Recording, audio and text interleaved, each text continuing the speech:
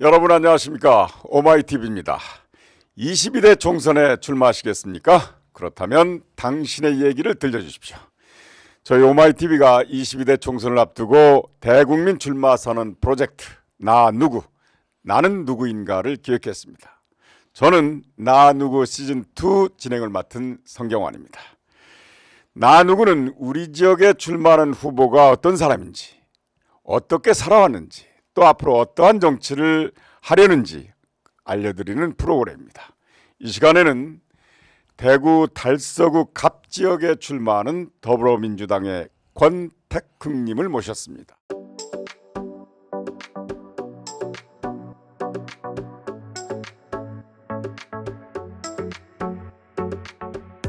어서 오십시오. 네, 원장님 불러주셔서 너무 영광입니다. 반갑습니다.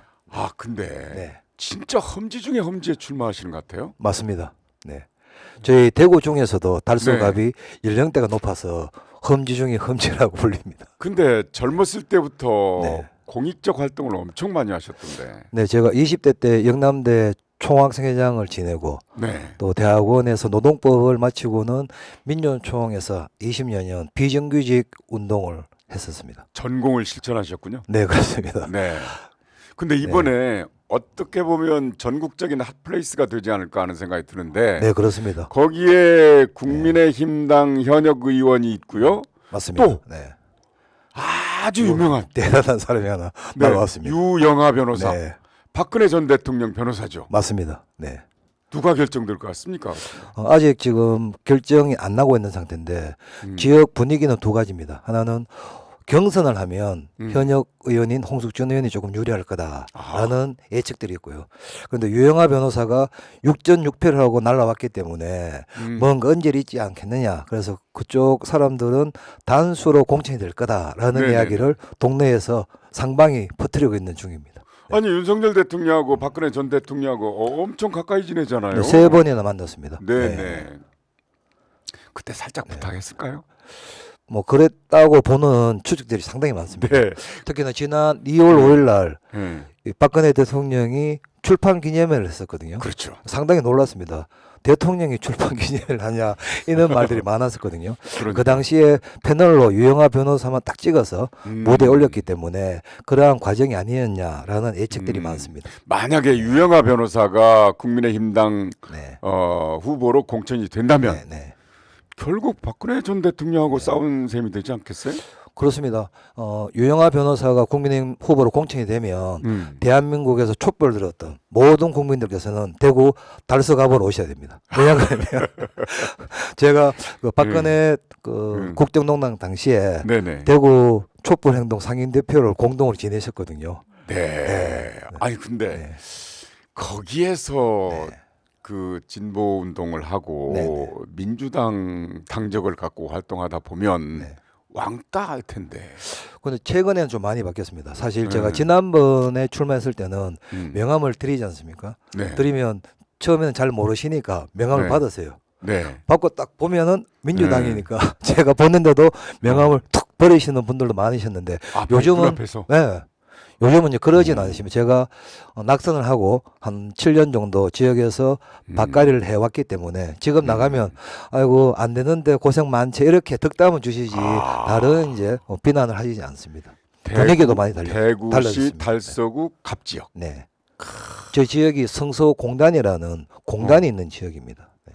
공단 있으면 네. 거기에 그 늪지대 습지도 있습니다. 습지대요? 달성 습지라고. 네네네. 그래서 저희 80년도에 네. 대구 경제 운동력을 만드는 산업 단지를 만들면서 달구벌 대로를 중심으로 좌측은 성서 공단을 만들고 우측은 공단에 근무하시는 근무자분들의 주거 지역을 만든 지역이 저희 성서 지역의 특징입니다.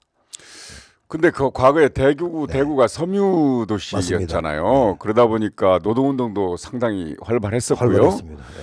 또 일제 강점기 때 거기에 진보 운동을 많이 했었습니다. 거기. 사실은 그 네. 대구는 네. 진보의 성지라고 불렸었습니다. 네. 박정희 정권 이전만 하더라도 네. 일제 시대 때 독립운동을 가장 많이 했던 지역, 국제보상운동의 발원지였고 그렇습니다. 또 우리 국민 여러분 잘 아시는 이육사 이일옥 시원이 대구에서 활동을 했었거든요. 네네. 빼앗긴 들의 보호노는가 이상화 네. 선장도 계시고요. 그랬던 대구가 박정희 정권을 지나면서 보수로 완전히 바뀌는 그 시대적인 아픔이 있었습니다. 어떻게 보면 대구 역사의 전통을 잇는 그런 권태크 저는 후보인데 네. 어, 이번엔 진짜 대구에서 우리 대구 시민들의 네. 진보의 속심을 네. 권태크를 통해서 꼭 보여드리겠습니다. 아, 네. 잘 싸우실 것 같은데요. 네. 자, 그러면 네. 이거 아시죠? 이렇게 5분간 토크를 하고 그 다음에 네. 본격적으로 효과적으로 설명할 시간 10분을 드리겠습니다. 알겠습니다. 지금부터 시작하십시오. 제가 사실 중앙의 유튜브 처음에 조금 떨리는데 네. 원장님 믿고 잘 한번 해보겠습니다. 잘하시는데요. 네.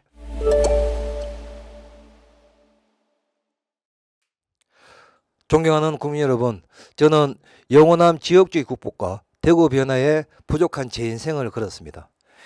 20대 시절 영남대학교 총학생회장을 맡아 감옥도 다녀왔습니다. 청년기에 결심했던 조국과 민중을 위해서 살겠다라는 다짐을 평생 동안 지켜오고 있습니다. 대학원에서 노동법 석사과정을 마치고 민주노총 대구 지역본부에서 활동을 시작했습니다. IMF 이후 한국 노동시장에는 비정규직이라는 유령이 등장했습니다. 같은 공장, 같은 생산 라인에서 오른쪽 타이어를 조립하는 정규직 노동자는 연봉이 5천만 원, 왼쪽 타이어를 조립하는 비정규직 노동자의 연봉은 2천만 원인 기막힌 이야기가 현실이 되었습니다. 저는 비정규직 노동자의 삶과 차별을 없애기 위해 대구 지역 일반 노동조합 위원장, 민주노총 조직국장, 민주노총 대구 지역 본부장 등을 맡아 20년을 살았습니다. 지금은 너무나 당연한 상시 지속직 업무를 수행하는 비정규직 노동자들의 고용보장, 정부와 지자체 공공기관의 간접고용 노동자들의 고용승계 문제가 법제화되었습니다. 하지만 국민의 생존과 삶을 책임져야 할 국회의 관심은 길어졌고 활동은 더디기만 했습니다. 21대 총선 출마를 결심하고 본격적인 정치를 시작했습니다. 대통령 직속 일자리위원회 위원, 더불어민주당 정책위 부의장, 대구 경북 발전특별위원회 위원, 대구 달서구갑 지역위원장을 맡아 정치를 배웠습니다. 지난 총선에 국민의힘 후보, 무소속 국회의원 후보 등과 6명이 경합해서 2등으로 석패를 했습니다.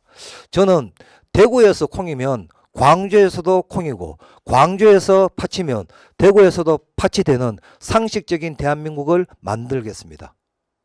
사용자와 노동자가 함께 회사의 미래와 직원들의 삶을 지켜내는 통합과 상생의 대한민국을 만들겠습니다.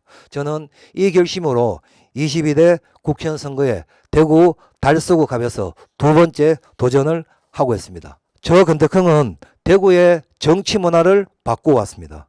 저는 원외 지역위원장입니다. 법안을 발의하지도 통과시킬 권한도 없습니다. 그럼에도 대구의 미래를 위해 민주당 지역위원장의 역할을 쉼없이 해봤습니다. 지난 총선에서 대구시가 실패한 산단 대개조 사업에 성서 산단이 선정되도록 하겠다라고 공약을 했습니다. 비록 낙선을 했지만 문재인 정부에서 선정이 되었습니다. 현재 스마트 그린 산단 전환 사업이 한창 진행 중에 있습니다.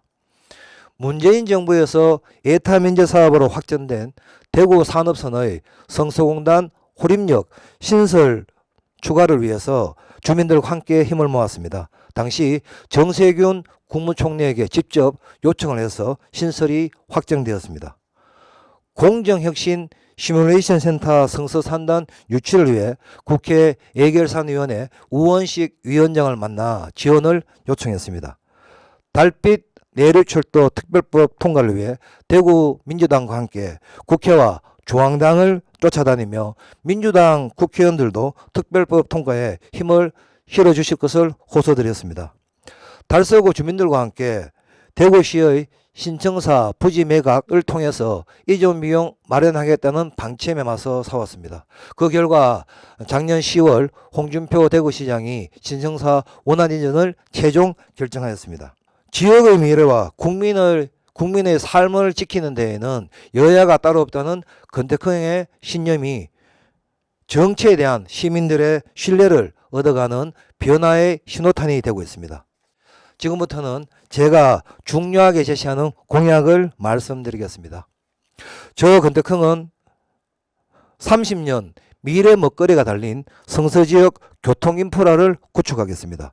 우선 대구 산업선 조기 완공과 성서공단 호림역 신설을 완료하겠습니다.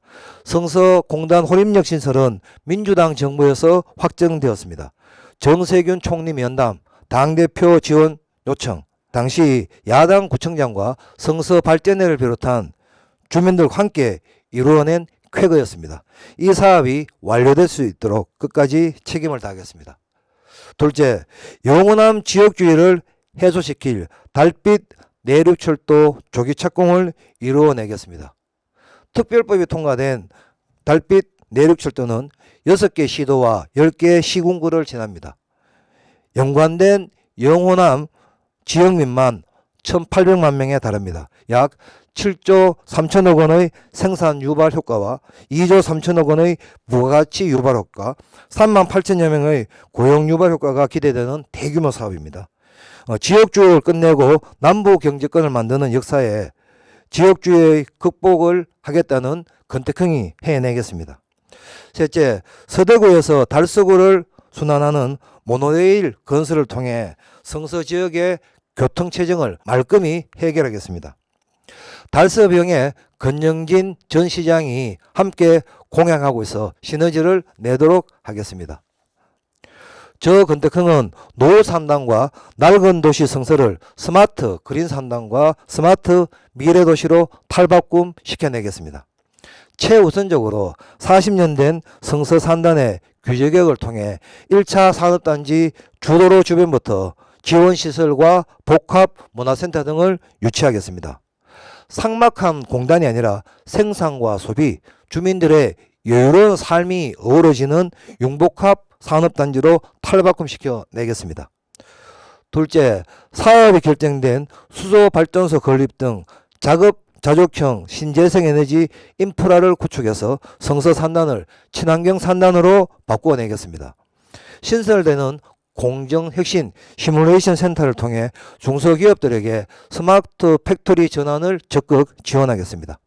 이를 통해서 노후화된 성서 산단을 융복합 스마트 그린 산단으로 탈바꿈시켜 내겠습니다. 성서 주민들의 삶을 바꾸어 내겠습니다.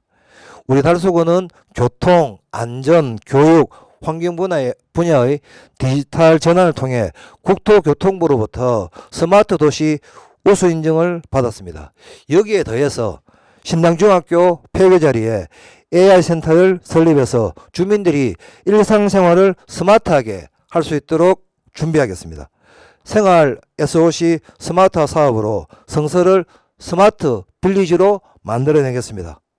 낡은 도시 성서, 낙후대행 산업단지, 이 성서의 오랜 수건을 스마트 미래도시 성서로 빠르고 확실하게 바꾸어 내겠습니다. 존경하는 국민 여러분, 성서주민 여러분, 1987년 민주화 이후 1988년 13대 국회의원 선거부터만 따져도 달서구는 무려 36년간 국민의힘 후보만 당선이 되었습니다.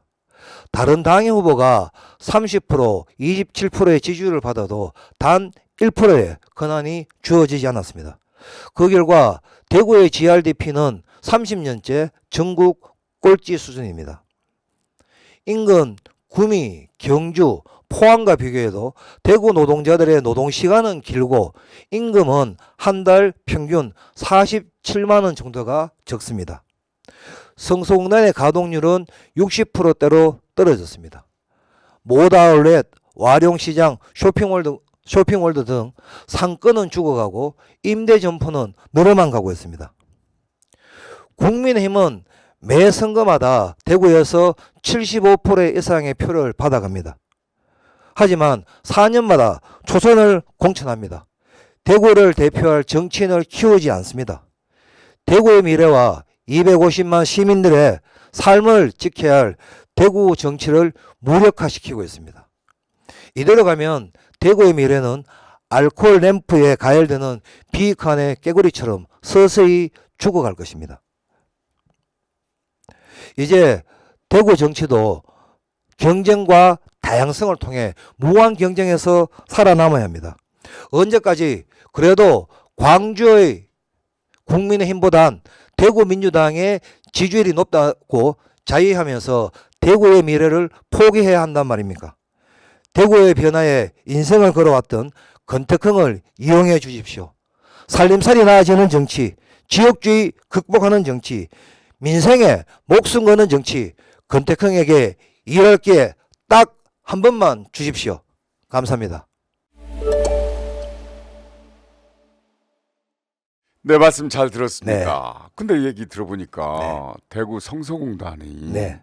가동률이 60%밖에 안 되면 네. 거기가 보수의 본산이고 네. 이 정부의 핵심 지역 아닙니까? 네. 그런데 지원이 충분치 않은 겁니까? 대구는 정책적으로 음. 좀 무능한 지자체장들이 많았습니다. 아. 그리고 국회의원들은 다 초선으로 끝나버리거든요.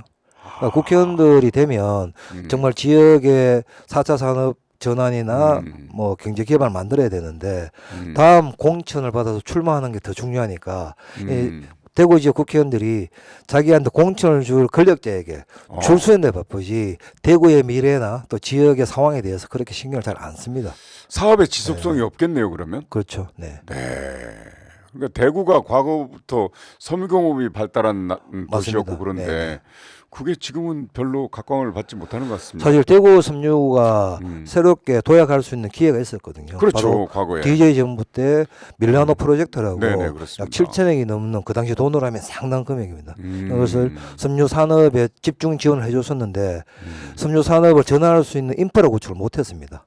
패션쇼로 쓰고 뭐 섬유 관련 단체들 뭐 행사 비용으로 쓰고 이러다 보니까 이 종잣돈을 그냥 꼭대기 돈으로 다 날려버려서 그게 가장 실책이었죠. 야, 그 거액을 가지고 섬유산업의 인프라 네. 구축을 못했다 이런 못했습니다. 말씀이군요. 네. 만약에 국회에 들어가신다면 어떤 상임위원회에서 활동하고 싶으십니까? 저 두 가지를 고민하는데요. 하나는 환경노동위원회에 꼭 들어가고 싶습니다. 전공을 살려서. 네, 이유는 지난번 노란봉투법이 윤석열 대통령에 의해서 거부를 당했는데요. 사실 노란봉투법은 노동자들만 위한 법이 아니라 대한민국의 상생을 위한 네네. 경제 회복을 시킬 수 있는 법안이 핵심 내용이었거든요. 네네. 이런 것들을 거부하는 걸 보면서 제가 국회에 들어가면 이거는 반드시 가장 우선적으로 살려내야 되겠다라는 생각을 갖고 있습니다. 그렇죠. 어떤 기업이 문제가 생기면 기업 가치가 떨어져요. 실제로. 맞습니다. 네. 그럼 자본가와 노동자가 상생하는 건데 말이죠.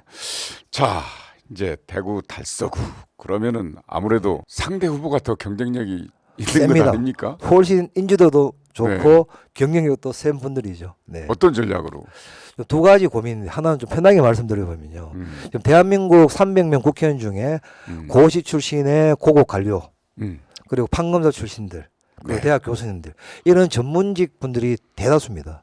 그런데 사실 국회의원이라는 것은 국민들을 대신해서 네. 나라 정책과 살림을 책임져야 되지 않습니까? 그렇죠. 그래서 저는 30년을 정말 국민들 속에서 살아왔기 때문에 국회의원인 국민의 대표로서 서민 대표를 좀 선택해 달라라는 네네. 말씀 하나 드리고요.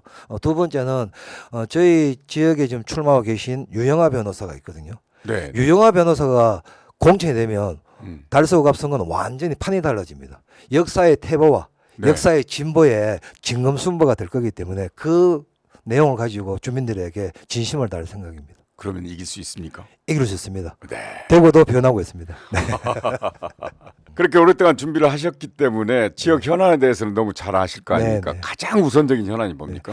저희 지역의 특성은 산업단지와 산업단지에 종사하시는 분들의 주거지역으로 구성된 지역이거든요. 그래서 저희 지역에 지금 장사도 안 됩니다. 술집이고 여관이고 식당이고 다 안 되거든요. 그리고 임대 점포도 엄청 늘어나고 있습니다. 오. 결국은 성서 산업단지의 흥망성쇠와 지역의 경제와 주민의 삶이 연결되어 있기 때문에 첫 번째는 노후화된 성서 산단을 스마트 거인 산단, 융복합 산단으로 완전히 탈바꿈 시키겠다. 이게 제 첫 번째 공약입니다. 네.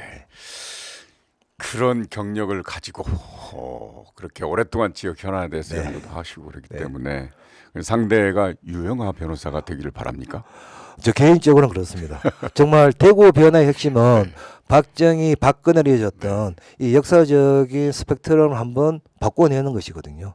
저는 이번 총선에 유영하 변호사의 당선은 그러한 상징성을 갖고 있기 때문에 그 상징성 있는 전투에서 꼭 승리를 해서 대구 변화를 국민들께 보여드리고 싶습니다. 네, 오늘 말씀 아주 잘하셨습니다. 네, 고맙습니다. 네. 자, 이 시간에는 대구 달서구 갑 지역에 출마하는 더불어민주당의 권택흥 후보를 만나봤습니다. 고맙습니다. 네, 고맙습니다. 네. 여러분 안녕하십니까? 오마이TV입니다. 22대 총선에 출마하시겠습니까? 그렇다면 당신의 얘기를 들려주십시오. 저희 오마이TV가 22대 총선을 앞두고 대국민 출마 선언 프로젝트 나는 누구인가를 기획했습니다. 저는 나 누구 시즌2 진행을 맡은 성경환입니다. 나 누구는 우리 지역에 출마하는 후보가 어떤 사람인가, 어떻게 살아왔고 또 앞으로 어떤 정치를 하려고 하는지 알려드리는 그런 프로그램입니다. 이 시간에는 경주시 더불어민주당의 한영태님을 모셨습니다.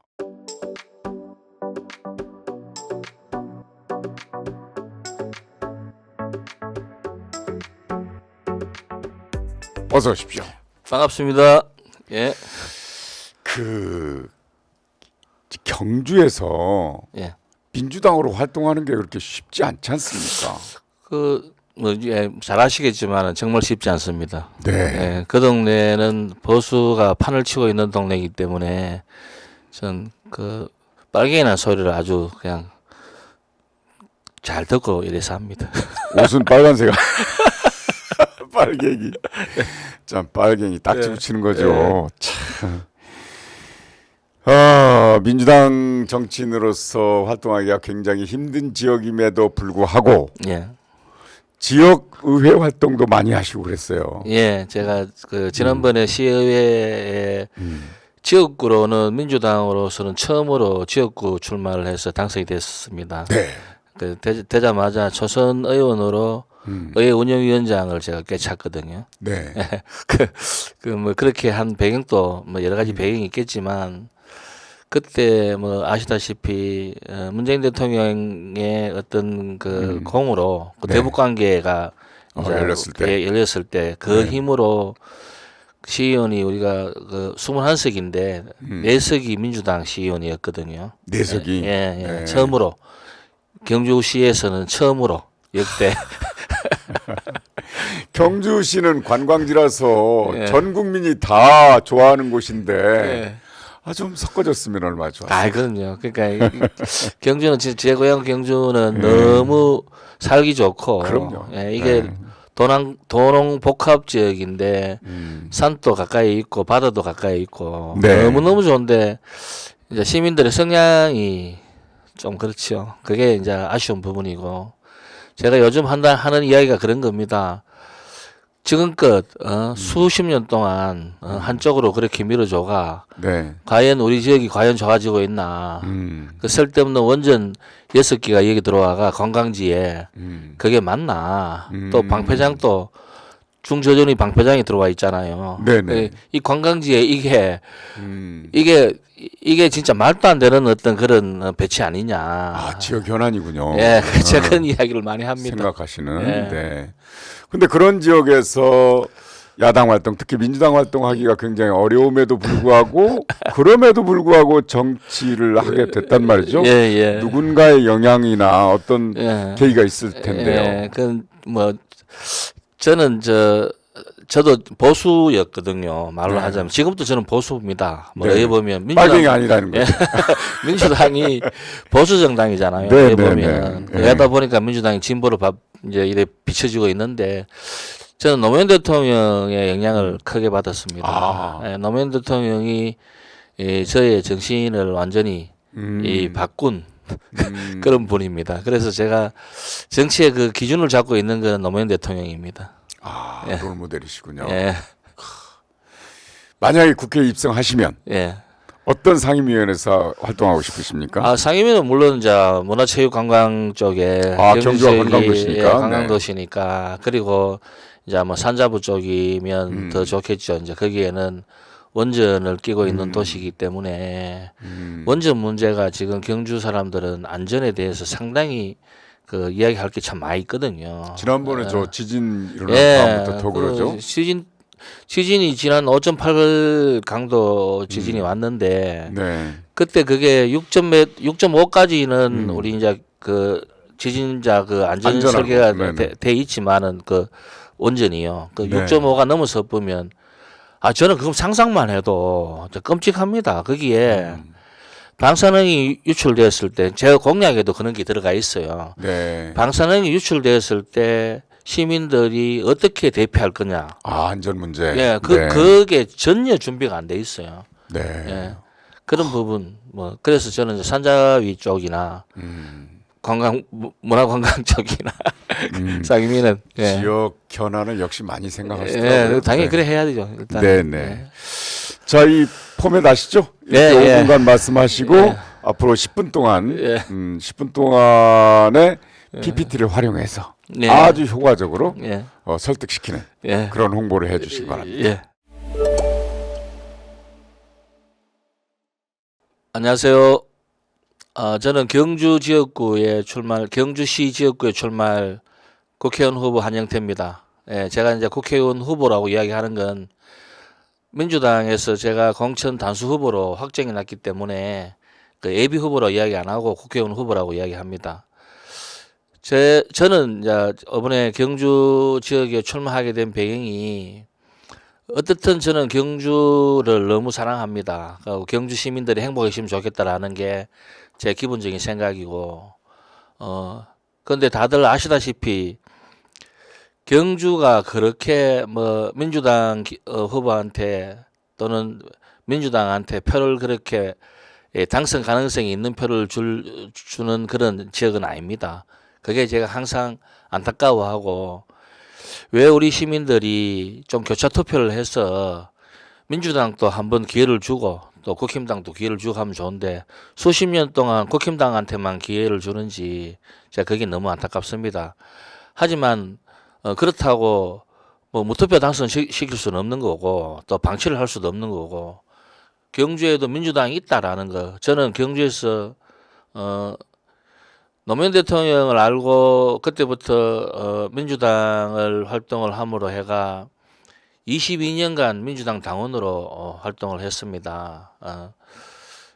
경주에 일어나는 그 여러 가지 일에 대해서 제가 항상 앞장을 서왔는 부분이 있기 때문에 이제 이까지 왔고요. 그래서 이번에 경주에도 후보가 있다라는 거 알려드리려고 출마하게 됐습니다. 제가 그 어떤 정치를 시작하게 된 이유나 이 정치를 다시 바라보게 된 어떤 그 이유가 노무현 대통령님을 알고부터 제 인생이 좀 변했거든요. 저도 다른 어떤 경주에 사는 다른 사람 누구와 똑같이 노무현 대통령을 알기 전에는 아주 보수적인 생각을 가진 사람이었습니다. 그런데 저분을 알고부터 세상이 뭔가 변화가 있어야 된다 이런 생각을 했었고 저분 때문에 정치를 시작한 건 아닙니다. 생활 정치를 하다가 보니 시민운동을 한 20년 가까이 이렇게 시민운동을 한 20년 가까이 하다 보니까 어느 날 저는 뒤에서 머릿수 보태주는 사람으로 이렇게 자리를 행사를 하거나 집회를 하거나 할 때 머릿수 보태주는 n분의 1 정도의 몫을 하고 있었는데 제 앞에 섰던 그 훌륭한 우리 그 동지들이 점점 이제 이렇게 지쳐서 빠지더라고요. 그러다 보니까 제가 밀려갖고 어느 날 보니까 제가 최고 앞에 있는 거예요. 그래서 이제 어쩔 수 없이 이제 정치를 시작하게 된 거고, 어쩔 수 없다 보다는 제 마음 속에 이제 어떤 그런 마음이 좀 분명히 자리 잡고 있었다는 거지요.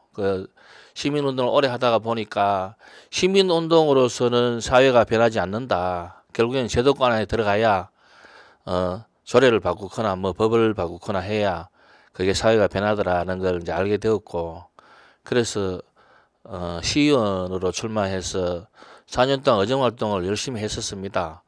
제가 의정활동 했는 자랑을 좀 한다면, 제가 초선인데 불구하고 제가 의회운영위원장을 경주에서는 처음으로 민주당 몫으로 처음으로 의회 운영위원장을 했습니다. 제가 처음에 의회 운영 그 시의원이 되고 난 뒤에 처음에 냈는 조례가 남북 교류 협력에 관한 조례안을 추진위 구성과 기금을 마련할 수 있는 그런 조례안을 아마 경상북도에서는 아마 처음으로 내지 싶습니다. 저는 그 교류가 곧 통일이라고 생각하는 사람이거든요. 그 교류를 자주 하다 보면 남북이 교류를 하다 보면 언젠가는 통일이 이루어지지 않을까 뭐 이런 생각으로 예.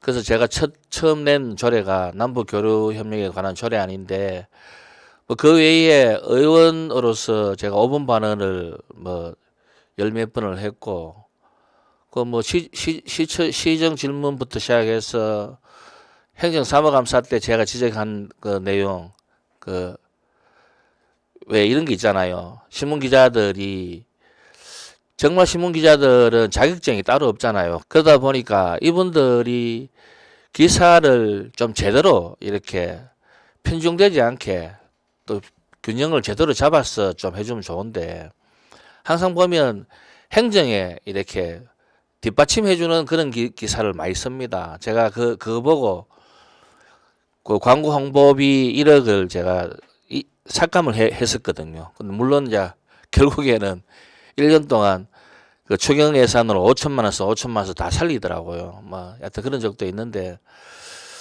그 지금 이 그 현상도 우리 5분 총선의 현상도 언론이 너무 한쪽으로 기울어져 있는 거 아니냐 이 생각은 저는 변함이 이게 진짜 지워지지 않더라고요. 예, 제가 의정활동 했는 부분에 대해서는 차근차근 우리 그 유권자들 분들한테 앞으로 이래 차근차근 이야기를 말씀을 드리겠습니다. 저도 유튜브 방송을 하거든요. 유튜브 방송 아침 저녁 그 출근 퇴근 때 이렇게 1시간 동안 프리토크를 하면서 아침에 1시간 뭐 저녁에 1시간 이렇게 어떤 뭐 컨셉을 잡아놓고 하는 건 아니고 그냥 제가 생각나는 대로 이야기를 하는데 어쨌든 지금 제가 요번에 나왔는 거는 경주 변화를 위해서 수십 년 동안 한쪽으로만 찍어줬던 이 경주 지역이 한영태 같은 어떤 기득권에 기대지 않고 그저 누구한테도 이렇게 꿀리지 않고 당당하게 일을 할 수 있는 사람이 국회의원이 되어서 경주의 그 기득권 1% 상위 1%도 채 안 되는 그 사람들이 마음대로 하는 동네가 아니다라는 걸 저는 진짜 보여주고 싶습니다. 그리고 국회에 나오는 거는 총선에 출마하는 거는 당선이 목표여야 되죠. 저도 당선이 목표지만 현실적으로 이야기한다면 경주 민주당을 지지하고 민주당 당원들이 숨기지 않고 떳떳하게 이야기할 수 있는 그런 그렇게 할 수 있게 만들어내는 거, 그 적정 득표율이 있잖아요. 예. 저는 그게 또 목표입니다. 1%라도 더 얻어낼 수 있는 그런 자세로 열심히 하겠습니다. 잘 지켜봐 주시기 바랍니다. 저는 경주의 변화를 위해서 열심히 하고 있는 한영태입니다. 감사합니다. 네, 말씀 잘 들었습니다. 예. 그런데 예.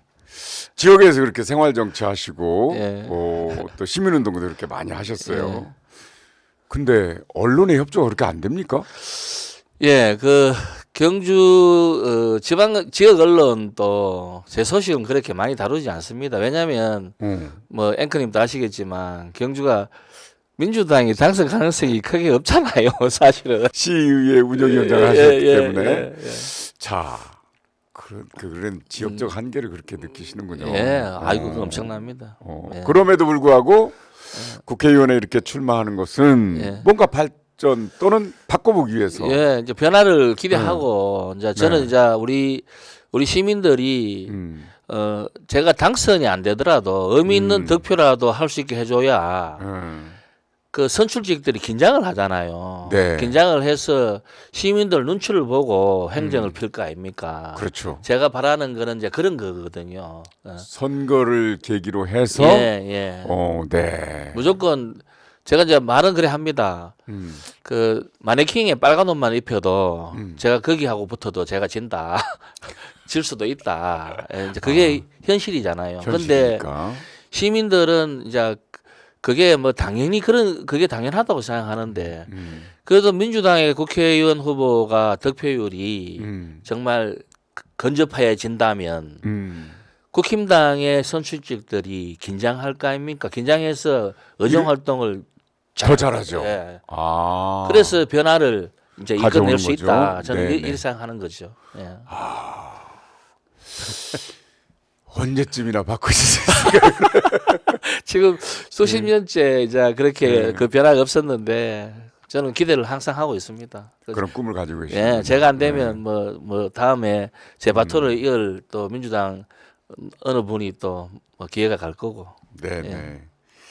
최선을 그래도 다해 볼 텐데 어떤 예. 전략으로 임하시겠습니까? 예, 저는 있는 그대로 보여주자. 그러니까 어. 시민들 눈에 맞춰 갖고 시민들 눈에 이제 그분들이 원하는 게 과연 뭐냐. 예. 그래서 좀 더 사람들을 좀 더 많이 만나기를 바라고. 예. 그래서 좀 많이 돌아다닙니다. 자전거 타고. 네네. 예. 자전거가 올해 새로 하게 샀거든요. 아, 그랬어요? 예, 그거 타고 다니면서 어. 될 수 있는 대로 노출을 많이 시키고. 그 20년 이상 시민운동도 하시고 예. 지역 정치 활동을 하셨다면 예. 그래도 예. 보람을 얻는 것들이 있었을 거 아니에요? 아, 그렇죠. 이제 변한 게 많이 좀 있죠. 제가 의정 활동할 때에 시내버스 보조금에 대한 그 문제를 제기를 해갖고 환수를 7억 몇천을 환수도 받아내고 했거든요. 아, 그래요? 예. 시민단체 분들하고 같이 그 서명을 받아가 공익감사원에 감사 청구를 해갖고 하여튼 뭐 그런 것, 그것도 일종의 보람이죠. 그거를 홍보하면 뭐. 네. 네. 자, 이 시간에는 경상북도 경주시에 출마하는 더불어민주당 한영태 후보를 만나봤습니다. 수고하셨습니다. 예, 감사합니다. 여러분 안녕하십니까? 오마이TV입니다. 22대 총선에 출마하시겠습니까? 그렇다면 당신의 얘기를 들려주십시오. 저희 오마이TV가 22대 총선을 앞두고 대국민 출마 선언 프로젝트 나는 누구인가를 기획했습니다. 저는 나 누구 시즌2 진행을 맡은 성경환입니다. 나 누구는 우리 지역에 출마하는 후보가 어떤 사람인가, 어떻게 살아왔는가, 또 앞으로 어떤 정치를 할 것인가를 알려드리는 프로그램입니다. 오늘 이 시간에는 광주광역시 광산구 을지역에 출마하는 더불어민주당의 정재형님을 모셨습니다.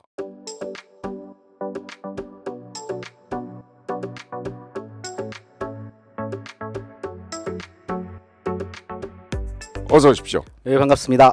지금 광주에서 올라오신 거죠? 네, 그렇습니다. 네. 가장 비싼 차를 타고 올라왔습니다. 아, 우리 시청자 KTX. 여러분께 인사부터 드리시고. 네, 안녕하세요. 광주 광산구을 국회의원 예비 후보 최종 경선에 올라가 있는 정재혁입니다. 반갑습니다. 네. 근데 그 경선 후보가 말이죠. 네, 산이 좀 높아요.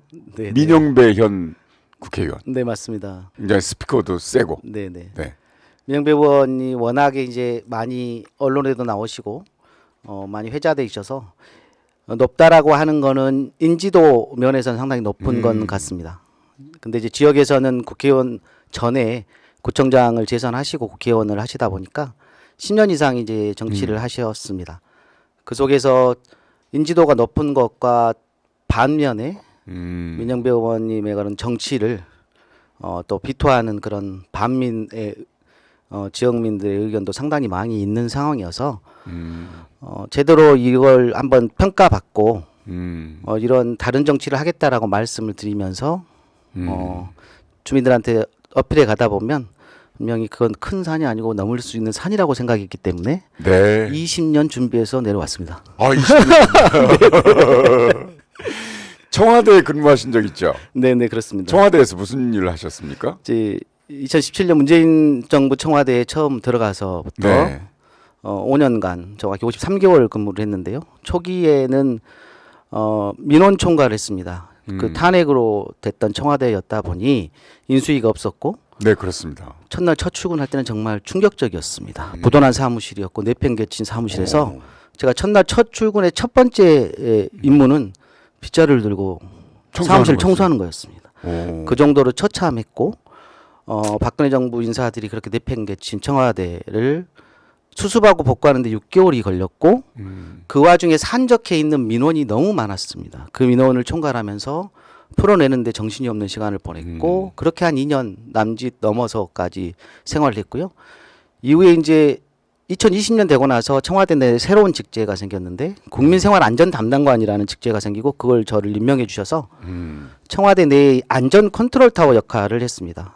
중요한 건 교통사고 사망자, 산재 사망자, 자살 사망자를 줄이라는 구체적인 지시와 더불어서 국민 생활 안전 전반에 청와대 내 컨트롤 타워 역할을 하라라고 하셔서 그 역할을 좀 했었고요. 그거 맞자마자 세계적으로 재앙이었던 코로나19가 터지면서 그렇습니다. 본의 아니게 코로나 정무대응을 총괄하는 역할까지 맡았습니다. 아, 당시에 코로나 방역은 세계 최고였죠. K 방역. 네, 맞습니다. 아, 그걸 책임지셨군요. 네, 정무대응을 총괄하고 아시겠지만 초기에 마스크 대란이나 백신 수급이나 공급 문제, 또 우한에 있는 교포들 우리나라에 데리고 들어와서 네네. 격리시키고 치료시켜서 보내는 그런 자부심 있는 모습도 보여냈고, 대구나 이런 코로나가 극심했던 지역에 대통령을 모시고 가서 현장 직접 방문하는 역할도 좀 해내고요.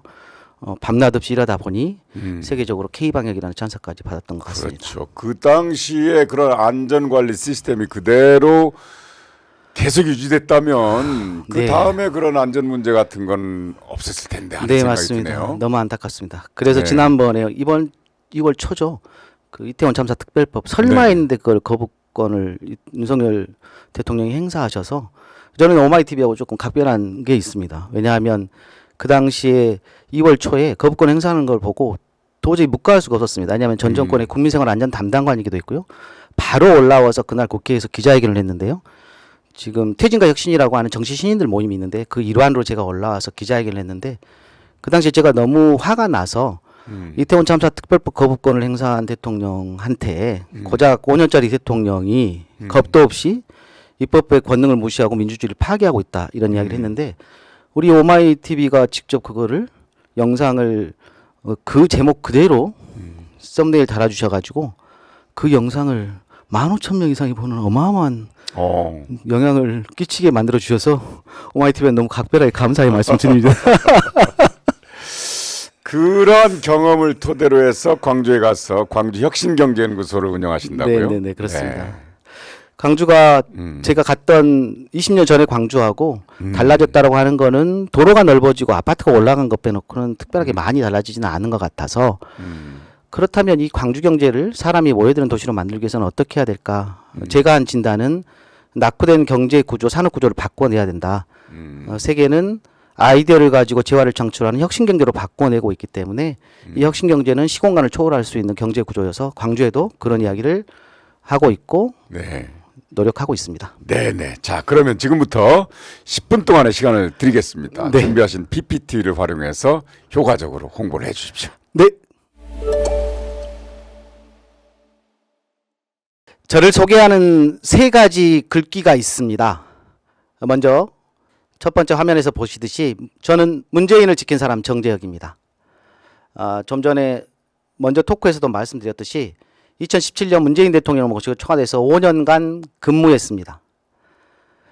당시에 박근혜 탄핵으로 출범한 청와대였기 때문에 인수위 기간이 없었고 그러다 보니 청와대 첫 출근 날은 정말 충격적이었습니다. 말씀드렸듯이 다들 내팽개치고 간 부도난 사무실 그 이상도 그 이하도 아니었습니다. 정말 대한민국의 컨트롤 타워인 청와대 이럴 수 있나 하는 충격과 실망감이 극에 달했었습니다. 박근혜 정부 인사들이 내팽개친 그런 청와대를 정상적인 시스템으로 돌려내고 인원을 채워내기까지 6개월이 걸렸고 정말 밤낮 없이 일했습니다. 초기 2년 6개월 정도는 산적해 있는 청와대 민원을 해결하느라 밤낮 없는 시간을 보냈었고요. 2020년 1월에 구체적인 직제가 하나 만들어졌는데 국민생활안전담당관이라는 직제가 만들어지고 제가 임명됐습니다. 국민생활안전담당관은 산재사고, 교통사고 사망자, 자살을 획기적으로 줄일 수 있는 방법을 연구하라고 하셨고 그걸 중심으로 해서 대한민국 국민생활안전을 총괄하는 컨트롤타워 역할을 맡겨주셨습니다. 그렇게 해서 임무를 수행하고 있는 과정에 잘 아시듯이 2020년 1월 28일로 기억하는데요. 우리나라의 첫 번째 코로나 환자가 발생하면서 본의 아니게 제가 청와대 내에서 코로나 정무 대응을 총괄하게 됐습니다. 당시에는 코로나 대응을 하기 위해서 우리가 가장 큰 장점이라고 하는 정보통신 기술, AI 등을 활용을 해서 마스크 수급 대란, 그 다음에 백신 수급과 공급, 병상 해결 문제 등을 그런 기술을 통해서 접목하려고 노력했고요. 그런 과정에서 글로벌 기업들하고의 네트워크를 통해서 인적 네트워크를 쌓았고 그게 큰 자산이 됐습니다. 다음 보여드리겠습니다. 두 번째 저를 이야기하는 글귀 이재명을 세운 사람입니다. 지난 대선 과정 청와대 5년 남짓한 기간을 몇 달 안 남기고 제가 이재명 후보의 경선 캠프에 청와대 인사로 영입됐습니다. 당시 이제 이재명의 국민생활안전추진단장으로 경선 캠프에 결합을 해서 대선을 치렀는데요. 아쉽게도 정권 재창출을 실패했고 이어진 인천계양 국회의원 보궐선거에도 청와대 인사 중에서는 유일하게 제가 결합을 했습니다. 2022년 6월 1일 지방선거와 동시에 치러졌던 인천계양 국회의원 보궐선거에서는 제가 기획 홍보실장을 맡았는데요.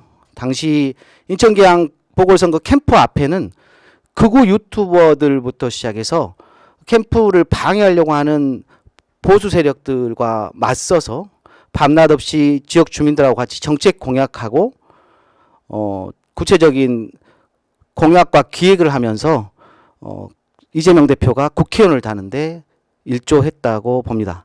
그 과정에서 이재명 대표하고 친분이 있었던 사람들을 아직도 연락을 하고 있는데 그 덕에 언론에서 일부 저를 친명으로 이야기하기도 합니다.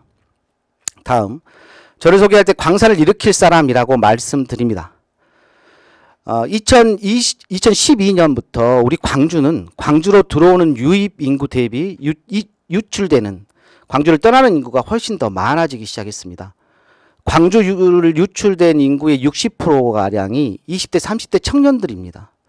도시의 활력이 떨어질 수밖에 없고 지역 소멸의 위기까지도 걱정해야 될 상황이 되고 있습니다. 과연 왜 그럴까? 저는 거기에 대한 해답을 낙후된 산업구조, 경제구조로 진단했습니다. 저희 광산구만 보더라도 하남산단, 진곡산단 등 산단이 많이 위치해 있습니다. 하지만 여전히 제조업 중심, 대기업 하청구조 중심의 공단입니다. 당연히 젊은이들이 일할 수 있는 일자리라고 볼 수 없고 수도권으로 몰릴 수밖에 없는 실정입니다. 그래서 저는 세계적으로 아이디어를 가지고 재화를 창출해내는 혁신경제로 세계경제가 다 전환되어 있는 상황이기 때문에 혁신경제의 가장 큰 장점은 시공간을 초월해서 경제를 통해서 재화를 창출할 수 있는 상황입니다. 그래서 지역에서 광주혁신경제연구소를 만들었고 글로벌 기업들의 혁신센터 하나가 좀 들어와 준다라고 하면 지역의 젊은이들이 가지고 있는 상상력을 통해서 창업을 하고 그것을 인큐베이팅해서 스타트업 기업으로 만들어서 젊은이들이 찾아올 수 있는 광주로 만들 수 있다라고 생각합니다. 우리 광산구는 상당한 매력을 가지고 있습니다. 말씀드렸듯이 공단이 많이 위치해 있고 영산강, 황룡강 사이에 어등산을 끼고 있는 평야지대이기도 합니다. 또 잘 아시겠지만 광주는 음식의 맛의 K푸드 정도로 음식 맛이 최고이기도 합니다. 이러한 상당한 매력을 갖고 있는 광산구. 제가 만났던 청와대의 글로벌 네트워크 관계자들한테 이런 이야기를 하면 상당히 관심 있어 하고 매력 있어 합니다. 다음, 선출되지 않은 권력에 대한 민주적 통제. 제가 정치하는 이유입니다. 먼저 윤석열 정부가 들어서서 검찰 독재, 경제 파탄, 인사 참사, 안보 불안, 외교 무능 등 헤아릴 수 없는 많은 문제들 때문에 매일 전쟁 같은 하루하루를 보내고 계시는 국민 여러분께 정치를 하는 사람으로서 너무 죄송한 마음입니다. 저는 청와대에서 5년간 있으면서 선출된 대통령, 선출된 권력 뒷단에 선출되지 않은 기득권 카르텔 권력들이 청와대 내에 깊숙이 개입해서 정부 정책을 합리적으로 하지 못하게 방해한 그런 모습을 보고 느끼고 바뀌어야 된다는 생각을 갖게 됐습니다. 대표적인 선출되지 않은 권력이라고 하면 검찰을 비롯해서 기재부, 감사원, 국정원 등을 들 수 있고 다는 아니겠지만 일부 카르텔 권력들이 청와대 내 깊숙이 들어와 있어서 합리적인 의사결정을 방해하고 세력을 확장하면서 비선출 권력들이 국민주권을 침해하는 모습을 목격했습니다. 저는 반드시 법과 제도를 통해 이러한 선출되지 않은 권력이 민주적으로 통제될 수 있는 구도를 만들고 싶고 기득권 카르텔 관료를 타파하고 지금과 같이 검찰에 넘겨가 있는 주권을 국민주권으로 반드시 환원시켜 내겠습니다. 다음 마지막으로 저는 품격 있는 정치, 혁신경제, 광산을 모토로 제 이름대로 정치 제대로 혁신 시리즈 주요 공약을 몇 가지 가지고 있습니다. 먼저 대표적으로 형법에 채용 청탁 비리제를 입법하고 싶습니다. 이것을 통해서 우리 청년들이 공정하게 채용하고 동일한 출발선에서 채용될 수 있는 법과 제도를 만들어내고 싶습니다. 적어도 태어날 때는 빈부격차가 있고 차이가 있을지라도 채용하고 인사 문제와 관련해서는 공정하게 출발하고 평가받고 채용될 수 있는 문화를 제도화하고 입법화하겠습니다. 다음 둘째로 흉악범죄의 양형 기준을 전면 조정해서 지금 감형 기준에 있는 진지한 만성을 삭제하겠습니다. 그래서 지금과 같은 가해자 중심에서 피해자 중심으로 형법 개조를 바꿔내고 국민들이 인정할 수 있는 법 제도와 기준으로 만들어내겠습니다. 다음으로 자원봉사 시간을 좀 활용을 해서 국가가 간병을 보장할 수 있는 국가 간병 보장제를 입법화하겠습니다. 지금 고령화 시대에 국가가 간병을 이제는 해야 되는 상황입니다. 또한 젊었을 때 우리가 자원봉사를 많이 하면서 쌓게 되는 자원봉사 시간을 마땅하게 활용하지도 못합니다. 이 두 개를 잘 결합을 해서 자원봉사의 일정 비율을 활용을 해서 나중에 국가가 간병을 보장해주는 그런 것을 제도화해서 자원봉사도 활성화시킬 수 있고 국가가 간병보장제로 복지를 증대시킬 수 있도록 해보겠습니다. 이와 더불어 지방 의원들이 국회의원에 줄서기 하는 그런 악습을 근절하기 위해 정치개혁 일환으로 지역정당과 중앙정당을 분리내는 정당법 개정을 통해 이제는 지역 의원들이 국회의원에 줄 서는 게 아니고 지역 주민들한테 줄서게 만들겠습니다. 마지막으로 87년 이후 헌법 개정이 아직도 이루어지지 않으면서 제왕적 대통령제의 폐단이 너무 많이 나타나고 있습니다. 이것 때문에 갈등과 분열이 계속되고 있고 40년 가까이 된 헌법을 반드시 이번에는 개헌해서 분권형 대통령제 추진 등 권력 개편과 더불어서 풀뿌리 민주주의 확대, 올바른 헌법으로 개정될 수 있도록 반드시 이뤄내겠습니다. 정치 제대로 혁신할 사람, 저 정재혁이었습니다. 잘 지켜봐 주십시오. 감사합니다. 네, 지금 경선을 앞두고 있는 광주광역시 광산 을구에 출마한 정재영님의 말씀을 들어봤는데요. 지금 보니까 광주광역시에서 현역이 많이 교체가 됐어요. 네, 그렇습니다. 분위기가 어떻습니까? 그만큼 이제 현역에 대한 현역 정치인들이 새로운 대안이 될 수 없다라는 것에 대한 유권자들의 반증인 것 같습니다. 네. 먼저 심판이 좀 있었죠. 지난 대선에서 80%의 압도적인 지지를 보내줬던 광주가 지난 지방선거에서는 37.7%라는 최저의 투표율, 역대 있을 수 없는 투표율로 투표를 하지 않은 것을 통해서 비판을 하셨습니다. 바뀌지 않은 민주당, 새로운 대안이 될 수 없는 정치인들에 대한 냉정한 비판이 있으셨고요. 그게 아직도 살아계신다고 저는 보고 이번만큼은 현역 교체를 통해서 말 그대로 광주 정신을 담을 수 있고 광주를 대표할 수 있는 젊은 정치인들한테 기회를 꼭 주시면 결이 다른 정치를 꼭 할 수 있지 않을까 하는 생각이 듭니다. 네, 의욕과 열정이 아주 대단하신데요. 네. 정치를 하게 된 계기가 뭡니까? 저는 서울에 올라와서 자연스럽게 국회 보좌관부터 좀 시작을 네. 했었습니다. 그래서 그 입법 과정에서 법을 만드는 것들을 배웠고 사람을 만나서 이야기를 듣고 민원을 해결하고 풀어내는 데 있어서 상당히 제가 특화돼 있지 않나 생각이 들었습니다. 제가 뭔가를 이렇게 제 스스로 제 이득을 찾으려고 하면 잘 안 되는데 사람들의 이야기를 듣고 민원을 해결해 나가는 데 있어서는 상당히 잘하고 이런다는 걸 좀 느끼게 됐고 제가 가는 길이 이 길이구나 하는 생각을 해서 정치를 하게 됐고요. 자연스럽게 한 3번의 대선을 같이 결합하고 운 좋게 이제 청와대에서 그런 역할도 하고 나와서 공공기관의 감사로서도 역할들 하면서 입법 행정 공공기관 전반에 대한 것들을 익히게 되면서 가장 중요한 게 제가 직접 정치를 해야겠다라고 했던 거 말씀드렸듯이 선출된 권력이 있는데 선출되지 않은 권력들이 좌지우지하는 이런 국가 구조가 국민 주권이 올바로 실현되지 못하는 걸 알고 기득권 카르텔 관료들을 어떻게든지 법과 제도로 정비를 해내야 된다 이 생각을 하고 제가 직접 정치를 하게 된 이유입니다. 민주적 통제 구조를 만들겠다. 뭐 그렇습니다. 이런 말씀인데. 그렇다면 국회에 입성하면 네네. 어떤 상임위원회에서 활동하고 싶으십니까? 지역 현안을 놓고 보면 지금 해야 될 일들이 좀 많죠. 지금 광산군에 가장 크게 있는 게 이제 광주 군공항 이전 그 부지를 좀 활용한다든가 저희 지역과는 조금 옆 지역구인데 광산 갑 지역입니다. 거기는 저희 광산 을 지역에는 이제 영산강이 흐르고 있고 황룡강, 영산강, 어등산 등 이런 걸 잘 개발을 해서 지역 주민들의 문화 혜택을 줘야 되고 이런 것들이 있습니다.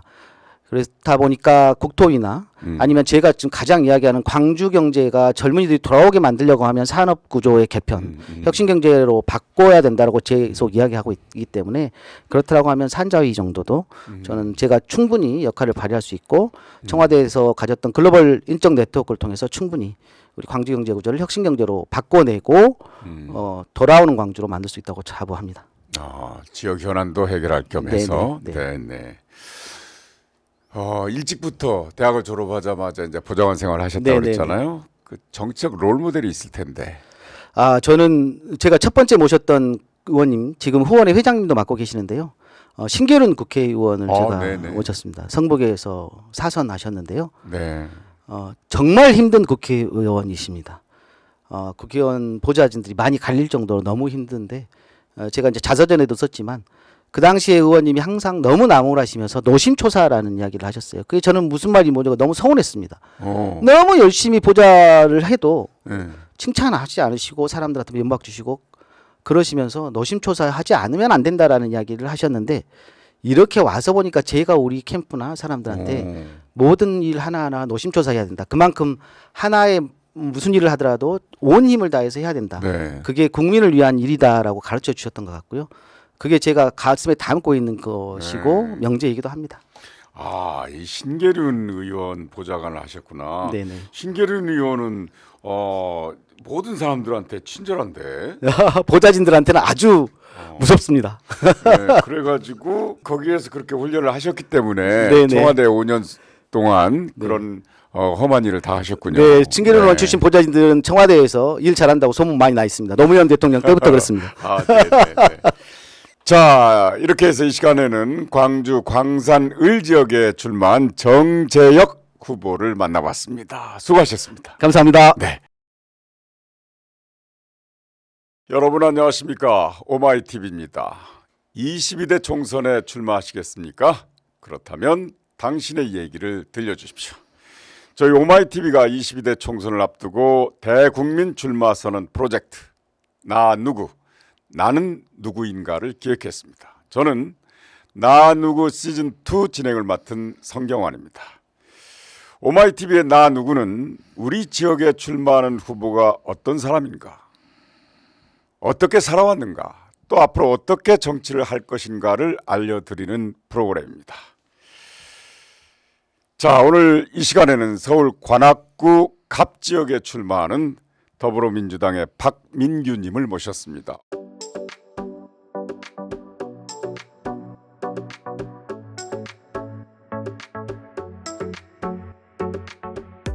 어서 오십시오. 반갑습니다. 아주 젊으십니다.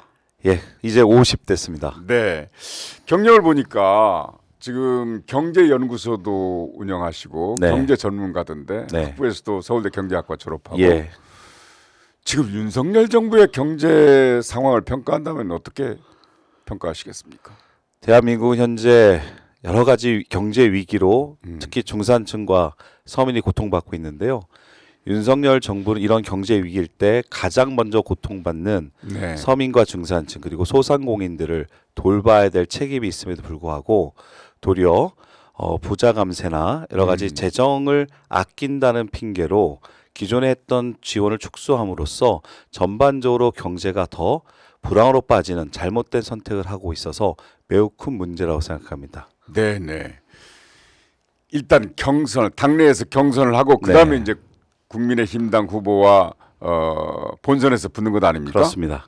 경선 후보가 네, 무려 3선에 네, 유기용 현역 의원이라는 말이죠. 예, 자신 있습니까? 버겁죠. 하지만 네. 저는 4년 전에 네. 이미 유기용 국회의원과 경선을 치른 경험이 있습니다. 아 그렇습니까? 그때 제가 음. 정말 아쉬운 차이로 석패했거든요. 어. 그 당시 여의도 정가에서 16년 동안 관악구를 지휘했던 유기용 의원과 1년도 준비 안 한 46의 박민규 도전자와의 경쟁에서 간발의 차이로 박민규 졌다고 매우 말들이 그러니까 되게 소문이 무성했었습니다. 박민규가 센 건지 유기용원이 오. 약한 건지 그 결과를 그때는 확인 못했는데요. 이번엔 다시 4년 만에 재격돌하기 때문에 그때 박민규가 더 세진 건지 유기용님이 잘 방어하실 건지 한번 관심이 높아지고 있는 지역구라고 많은 분들이 얘기하고 있습니다. 분석을 잘 해가지고 네. 전략을 세웠겠군요. 자, 이제 박민규 후보는 어떻게 해서 정치하고 인연을 맺었습니까? 아, 저도 초등학교 때 졸업 사진에 보면 장래희망이 있거든요. 제가 1986년 2월에 졸업했는데요. 그 당시에 저희 반 학생들이 대부분 뭐 의사, 선생님, 또 교수, 뭐 기업가, 그 당시에 또 사회사업가 이런 것도 인기였었어요. 네. 근데 저만 300명 졸업생 중에서 유일하게 정치가라고 썼습니다. 오. 아마도 어렸을 시절 저희 아버님이 호남 출신이신데 네. 그 당시에 5.18 유공자 친척도 계시고 또 여러 가지 정치 상황에 대해서 많은 토론들을 옆에서 지켜보다 보니까 좀 어린 나이에 정치가가 되고 싶다는 꿈을 꾸었던 것 같은데 그 과정을 거친 뒤에 대학을 졸업하고 직장 생활을 편하게 다니다가 2002년도 노무현 대통령 되는 과정이 너무나 감동적이어서 드라마틱했죠. 2003년도에 제가 네. 우리 민주당 당사 뒤에 있는 한국시정평가정보라는 회사를 다니고 있었는데요. 네. 길거리에서 노무현 대통령을 두 번을 만나서 악수를 청했습니다. 그리고 대통령이 되신 다음에 취임사를 들었는데 너무 감동적인 거예요. 동서화합, 지역 갈등을 넘어 남북한 평화 정책을 통해 동북아 중심 국가로 나가자. 참여하십시오, 국민 여러분. 그 말씀에 제가 잘 다니던 회사를 때려치고 유학 준비를 하다가 아주 우연한 기회에 김근태 의원님의 7급 비서로 2003년 16대 국회부터 일을 하다 보니 지금의 정치인의 길을 걷고 있다고 생각합니다. 20년 경력이네요. 딱 20년 됐습니다. 민주주의자 김근태. 네. 네. 출발을 잘 하신 것 같습니다. 국회에 입성하면 어떤 상임위원회에서 일하고 싶으십니까?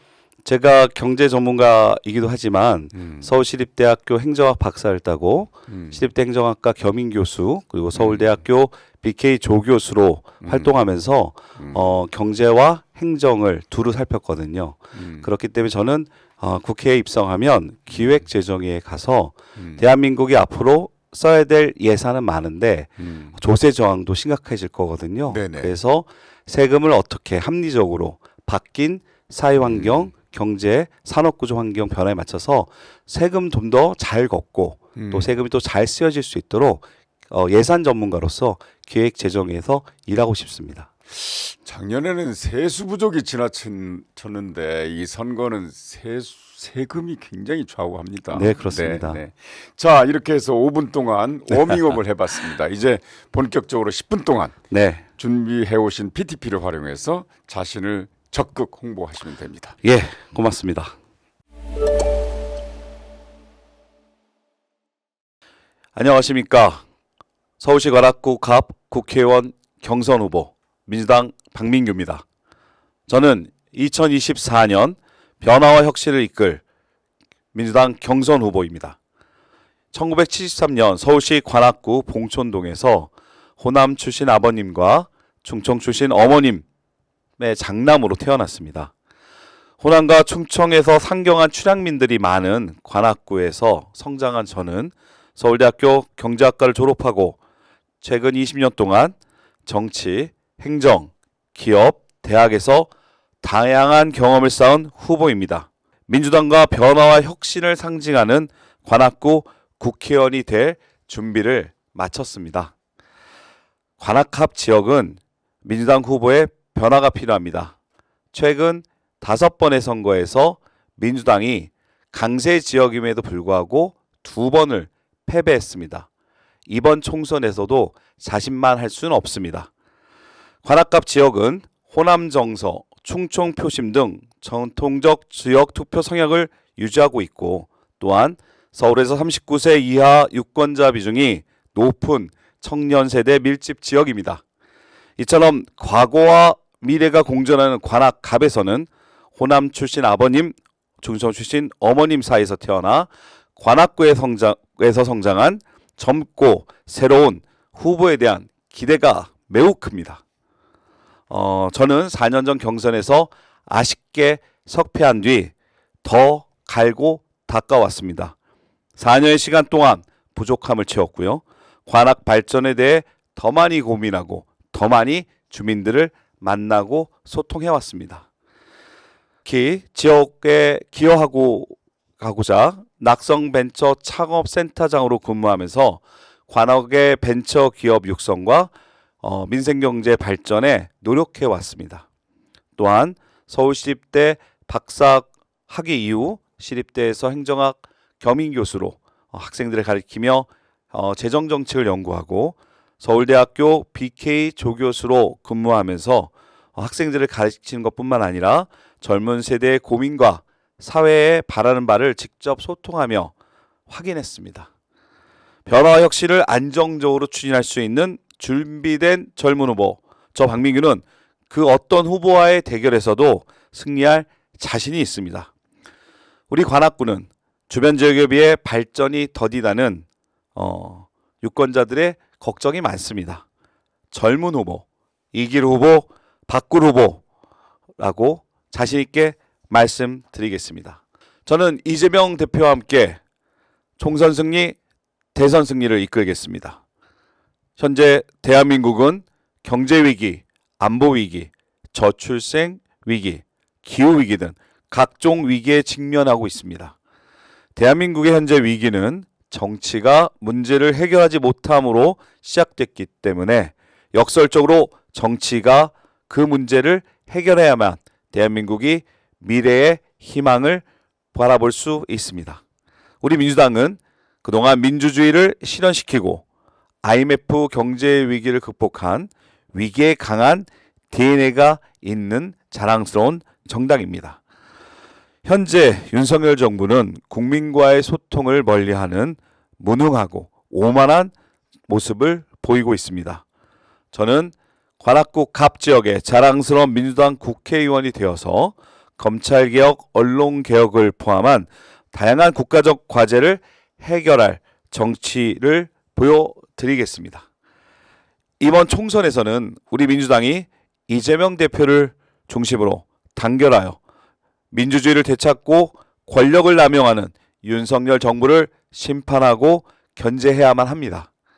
사람 대접받고 싶으면 의리가 있어야 된다는 노무현 대통령님의 말씀처럼 어떠한 외압에도 굴복하지 않고 민주당의 자랑스러운 정신을 지키겠습니다. 저는 준비된 국회의원입니다. 우리 민주당은 민주화 세대 이후 새로운 전문가 세대가 필요하다고 생각합니다. 전문가 세대란 정치, 행정, 기업 현장에서 정치인으로 성장할 수 있는 다양한 전문가를 말합니다. 이재명 대표의 성공은 행정 전문가로서 주민들의 불편함을 다양하게 해소해 주는 데서 시작됐습니다. 저는 서울시청, 구청, 그리고 중앙부처인 보건복지부까지 다양한 곳에서 경험을 쌓은 행정 전문가로서 당원, 주민과 끊임없이 소통하며 속 시원한 정치를 보여드리겠습니다. 대기업, 저는 특히 서울대 경제학과 졸업한 뒤에 벤처기업, 그리고 글로벌 컨설팅 기업, 그리고 신용평가 회사에서 다양한 경험을 쌓은 경제 전문가이기도 합니다. 서두에 말씀드렸듯이 2003년 김근태 국회의원의 수행비서로 정치에 입문하였고 2004년 탄핵과 총선 승리를 현장에서 경험했으며 김근태 당의장을 보좌하며 중앙당에서 당직자들과 함께 당무도 경험했습니다. 열린우리당의 성공과 실패 과정 속에서 정치인이 감당해야 될 고통을 견디는 인내심도 키웠습니다. 딜로이트 안전회계법인에서는 공공기관 컨설턴트로 일하면서 공기업과 공공기관을 통해 경제를 성장시킬 수 있는 방안도 연구했습니다. 지금은 관악경제사회연구소장으로 활동하면서 관악의 경제발전과 도시 설계에 대해서 깊이 고민하고 있습니다. 우리 더불어민주당은 1987년 민주화 이후 호남과 민주화 운동 세대의 기반으로 성장해 왔습니다. 자랑스러운 김대중, 노무현, 문재인 대통령을 배출하고 민주주의와 경제성장을 이룬 우리 당이 이제 호남과 민주화 운동 세력의 뒤를 받쳐줄 새로운 세력이 필요합니다.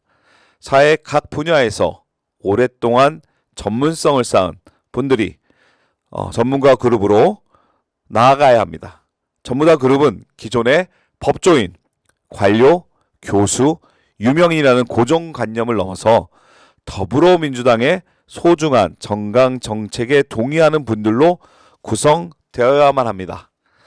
변화와 혁신을 상징하는 새로운 정치인으로서 2030 젊은 세대와 민주화운동 세대를 연결하는 허리 역할을 담당할 70년대생 국회의원이 되어 22대 국회를 일하는 국회, 다양한 전문가들이 활동하여 국민들의 속을 뻥 뚫리게 할 정치인이 되겠습니다. 관악발전 핵심 공약은 첫 번째, 서울대학교 병원 유치입니다. 인구 49만 관악구에는 종합대학병원이 부족합니다. 관악 주민들이 안전과 행복을 높이기 위해서는 접근성이 좋은 의료시설이 꼭 필요합니다. 관악 주민들에게 보다 나은 의료 서비스를 제공할 수도 있고, 또한 대학병원이 유치된다면 다양한 일자리가 늘고 골목 상권도 활성화될 것입니다. 그리고 수건사업으로서 서부선과 봉천천 생태하천 복원에도 조속히 힘을 싣겠습니다. 최근 서부선이 지연됨으로써 지역 주민들의 걱정이 많습니다. 국회의원으로서 예산 투입을 조속히 진행하여 서부선의 차질 없는 추진과 봉천천 생태하천 복원에도 집중하도록 하겠습니다. 세 번째, 생활체육 및 문화생활 기반을 확대하겠습니다. 생활체육 및 문화 활성화 5개년 계획을 수립하고 체육시설 현대화와 문화생활에 필요한 기반시설을 확충하여 관악 주민들이 생활체육과 문화생활을 폭넓게 누릴 수 있도록 하겠습니다. 또한 그 결과 관악 도시 브랜드를 향상하여 고 싶은 관악도 만들겠습니다. 서울 둘레길과 연계될 관악산 둘레길도 확충하고 생태공원도 늘리겠습니다. 경사로 등 노후화된 안전시설을 정비하여 주민들이 안전하게 걸을 수 있는 도시도 만들고 자랑스러운 관악이 되도록 노력하겠습니다. 또한 일자리 창출과 여러 가지 도시 브랜드 향상을 위해서 서울대학교와 연계된 혁신산업단지도 구축하겠습니다. 저의 슬로건은 정치는 과감하게, 관악은 살기 좋게입니다. 사람을 바꾸면 관악이 좀 좋아집니다. 세대교체, 관악발전, 이재명과 함께 더불어민주당의 총선 승리를 이끌 관악갑 민주당 경선 후보 박민규, 반드시 총선 승리를 통해 정권을 되찾아 오겠습니다. 고맙습니다. 네, 박민규 후보 말씀 네. 잘 들었는데요. 경력을 보니까 민간 부문에서도 봉급생활 했고 네. 공공 부문에서도 했고 네.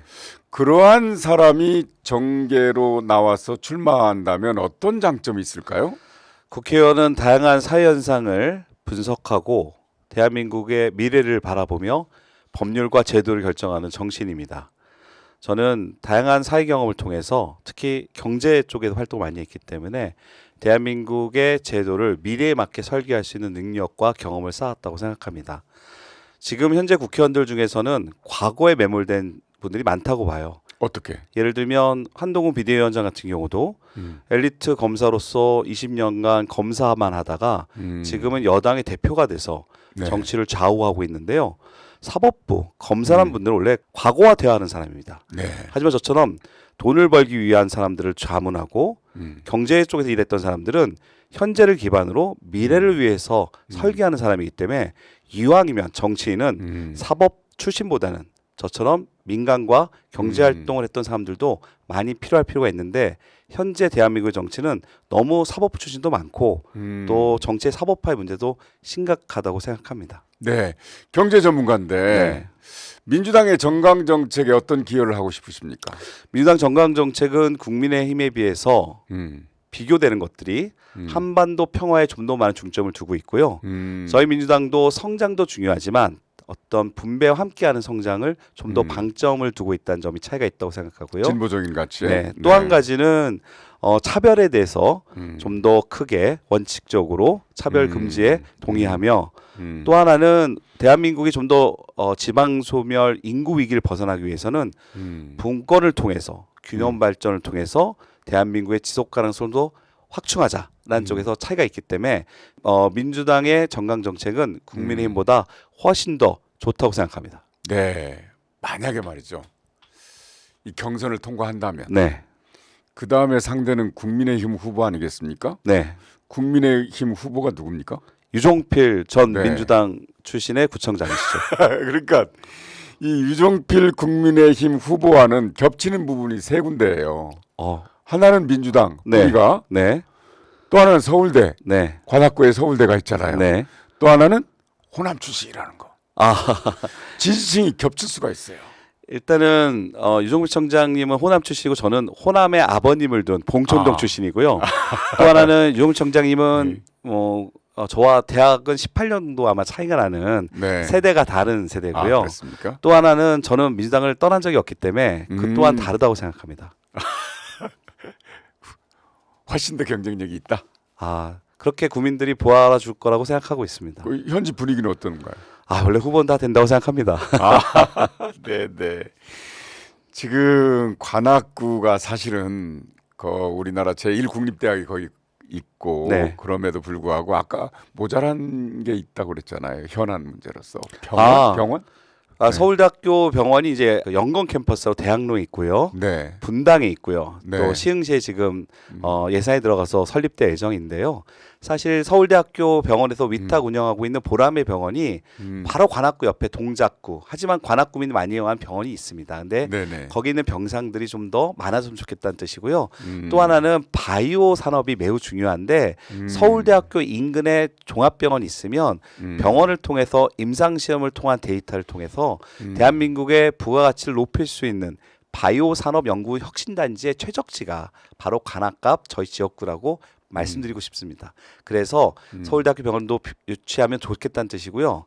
거기에 대해서 연구를 했고요. 또 하나는 서부선이라고 관악구는 이제 주택 밀집 지역이기 때문에 교통을 좀 편리하게 높이기 위해서 서부선이 지금 계획이 추진되고 있는데 올해 집행될 예산이 또 지연됐습니다. 그래서 제가 국회의원이 되면 제일 과제로 예산을 빨리 여당인 국민의힘과 상의해서 갖고 오겠다 이런 말씀을 드리는 겁니다. 네, 말씀도 잘하시고 딱 20분 딱 됐네요.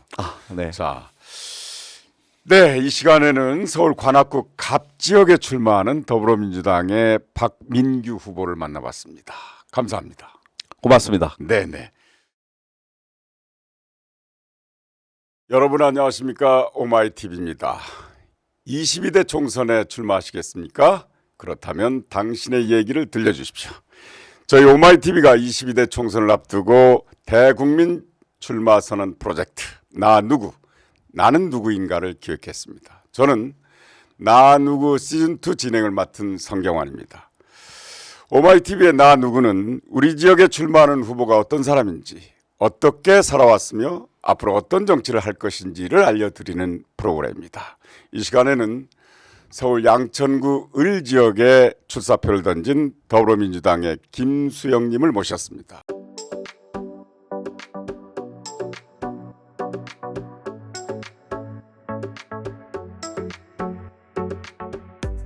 어서 오십시오. 네, 안녕하세요. 양천을의 혁신공천 후보 김수영입니다. 양천을의 혁신공천 후보. 네. 반갑습니다. 이 프로그램 순서 아시죠? 네네. 처음에 그렇습니다. 5분간 저하고 토크를 하고 네. 그 다음에 준비해 오신 PTP가 있으니까 그걸 활용해서 마음껏 홍보를 하시면 됩니다. 네. 제가 질문을 드리겠습니다. 우선 경선을 해야 되잖아요. 네. 경선 넘고 그 다음에 본선 국힘당 그렇죠. 후보와의 이제 결전을 펼쳐야 되는데 경선 상대가 더불어민주당의 현역 의원이세요. 네. 그 구청장님을 2번 역임하셨는데 그때는 협조 관계였잖아요. 그렇죠. 지금은 경쟁 상대가 됐어요. 소감이 네. 좀 다를 것 같은데. 예.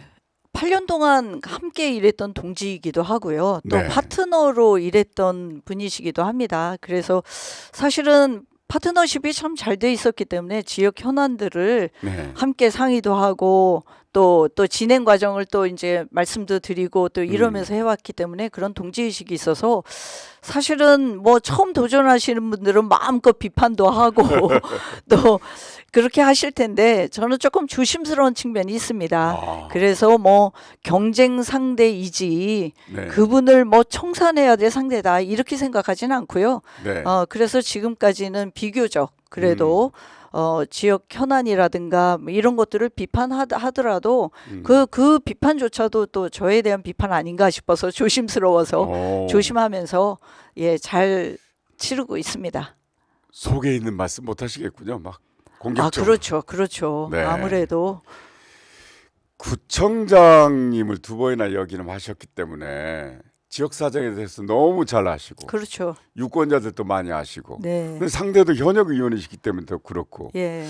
경쟁력이 엇비슷할 것 같아요. 네, 그렇습니다. 사실은 어쩔 때는 헷갈릴 때도 있어요.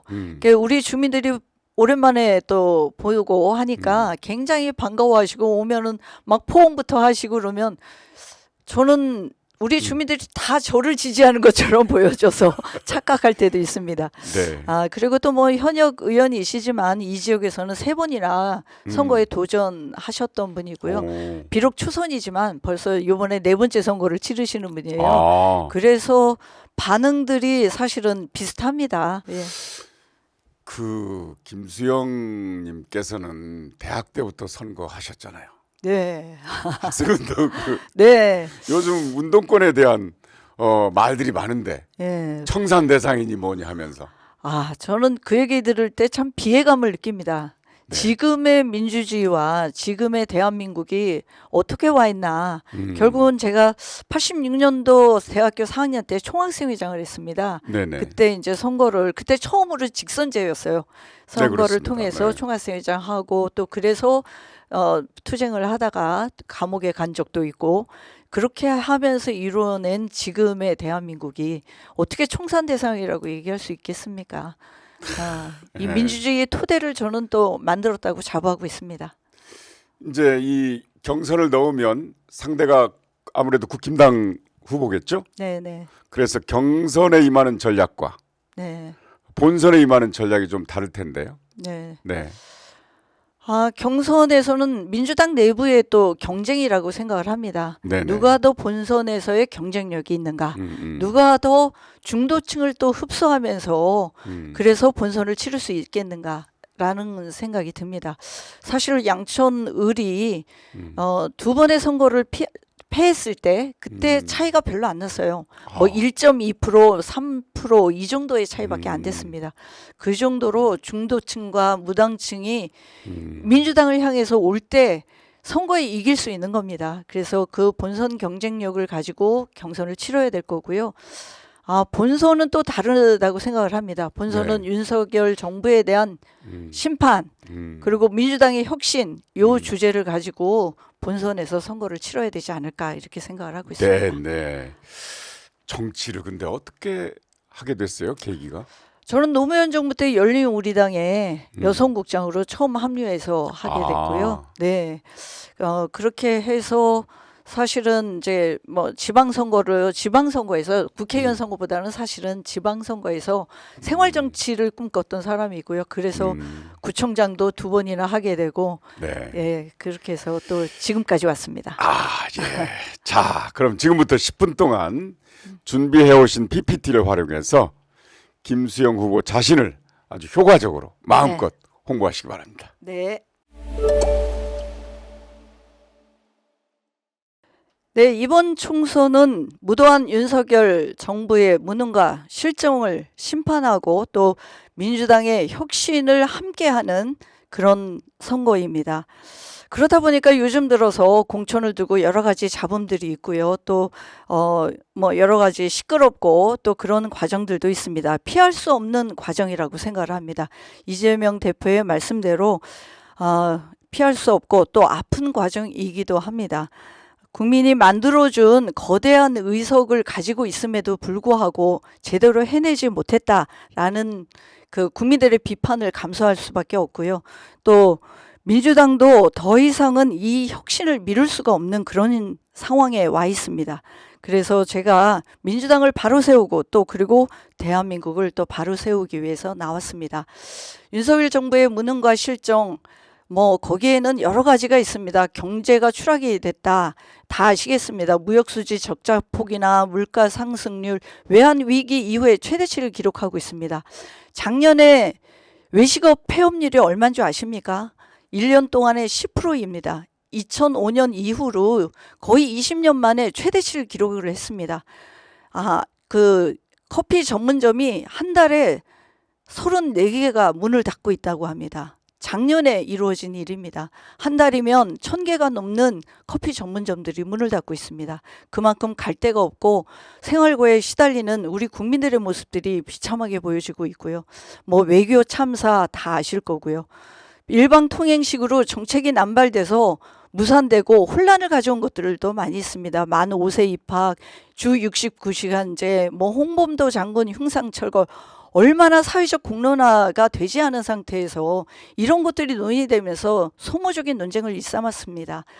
그런 것들 때문에 오만과 독선의 길을 가는 이 윤석열 정부에 대한 심판이 지금 우리가 해야 될 일이다 이렇게 생각하고 있습니다. 그래서 김수영이 반드시 개혁하려고 나왔습니다. 검찰 개혁 필요하고요. 언론 개혁도 필요합니다. 다음 넘어갈게요. 구청장인 김수영이 그동안에 했던 일들이 있습니다. 재건축, 재개발, 신월 지역이 굉장히 어려운 과정이 있었는데 그런 재개발을 성공적으로 완수를 했습니다. 서부 트럭터미널 개발도 지역 주민들의 수건 사업인데 사업 계획까지 수립하고 왔고요. 작년에 사업 계획이 승인됐기 때문에 앞으로 또 진행돼야 될 일입니다. 공공시설도 양천을이라고 하는 신월 신정 지역에 제가 있는 8년 동안 많이 확충이 됐습니다. 건강힐림문화관, 신월보건지소, 서서울복지관, 청소년 음악창작센터 등등의 이런 공공시설들이 확충이 됐습니다. 또한 삶의 질을 좌우하는 생태공원과 건강길도 조성을 했고요. 저는 약속을 잘 지키는 사람입니다. 공약 이행률이 최우수였습니다. 민선 6, 7기 8년 동안 그 중에서 5년을 최우수 등급을 받았습니다. 그래서 국회의원이 되면 어떤 일을 할까요? 저는 여러 가지들이 있겠지만 우선은 지금 우리나라의 1인 가구가 부쩍 늘어나고 있습니다. 그만큼 청년만이 아니라 어르신들 또 이렇게 중장년층 이런 분들이 혼자 살면서 사회복지 사각지대에 있습니다. 영국 같은 경우는 이런 문제들 때문에 외로움부 이런 부서도 생겼다고 합니다. 이제 우리나라도 준비해야 될 때가 아닌가. 이런 분들에 대해서 정책을 전달하는 체계도 개선하고 입법도 추진해야 되지 않을까라는 생각을 하고 있습니다. 두 번째로는 우리 양천구의 문제인데요. 김포공항의 소음 때문에 굉장히 고통을 많이 겪고 있습니다. 우리 주민들 양천을의 신월지역, 신정지역의 주민들 만나면 비행기 소리 때문에 살 수가 없다라는 얘기를 해요. 그래서 제가 고민하다가 뭐 그동안에도 여러 가지 그 시도들도 있었지만 우리 정부에서 김포공항이 지금 국내선과 국제선을 같이 갖고 있습니다. 그 국제선을 인천공항으로 옮기겠다라고 하는 것이 정부의 당초의 약속이었다고 합니다. 근데 지금은 국제선이 더 늘어나면서 소리가 계속되고 있는 겁니다.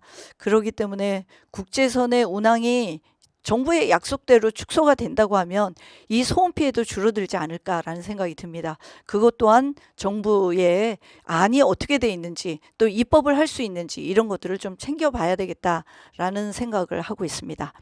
다음으로는 지방재정 안정을 위해서 재정 분권 입법을 추진하는 겁니다. 우리 그 문재인 정부 때 많은 부분들이 이루어지긴 했습니다. 8대2의 구조를 7대 3 정도로 좀 줄여보려고 했는데 아직까지도 많은 부분들이 부족합니다. 이 재정 분권은 다시 말하면 정부의 예산들이 지방으로까지 실핏줄처럼 갈 수 있도록 하는 일이기도 합니다. 이걸 중앙에서 움켜쥔다고 그래서 해결될 문제가 아니라고 생각을 합니다. 이것 또한 구청장으로서 제가 해왔던 일들 중에서 앞으로 국회 가면 이런 실핏줄처럼 그 지역까지 다 갈 수 있도록 복지 체계도 제대로 진행이 될 수 있도록 해야 될 일이 아닌가라고 생각을 하고 있습니다. 다음으로는 저출생 문제 해결입니다. 국가적인 과제이고요. 미래에 해결하지 않으면 안 될 일이기도 합니다. 여러 가지 사안들이 많이 있습니다. 뭐 탄생부터 이르기까지 대학 졸업까지 해야 될 일인데 그중에서도 특히 초등학교 올라가면 그때부터는 사실은 맞벌이 부부들이 굉장히 힘들어 하십니다. 그때 많이 그만둬요. 여성들이 직장 다니던 일들을 다 그만두게 되는데 그것을 온 동네 초등돌봄이라고 하는 우리 민주당의 공약이기도 합니다. 이렇게 해서 초등학생들을 학교 공부만이 아니라 여러 가지 그 맞벌이 부부들을 위한 다양한 방과 후 과제들도 하고 이렇게 해서 초등돌봄이 이루어져야지 맞벌이 부부들에게도 숨통을 틔워주고 아이를 낳아서 잘 키워봐야 되겠다라고 하는 부부들한테 희소식이 될 거라고 생각을 합니다. 뭐 이거는 지역적일 수 있지만 다음으로가 반려동물 문제입니다. 요거는 지역적인 문제가 아니라 지금은 굉장히 많은 국민들이 반려동물을 키우고 계셔요. 또 싫어하는 분들도 있을 수 있습니다. 반려동물을 제대로 케어하고 또 이분들도 함께 더불어서 같이 살아갈 수 있도록 복지 관련한 여러 가지 통합 법률을 좀 제정해서 반려동물을 키우고 계신 분들한테 좀 희망이 됐으면 좋겠다라는 생각을 하고 있습니다. 다음으로요.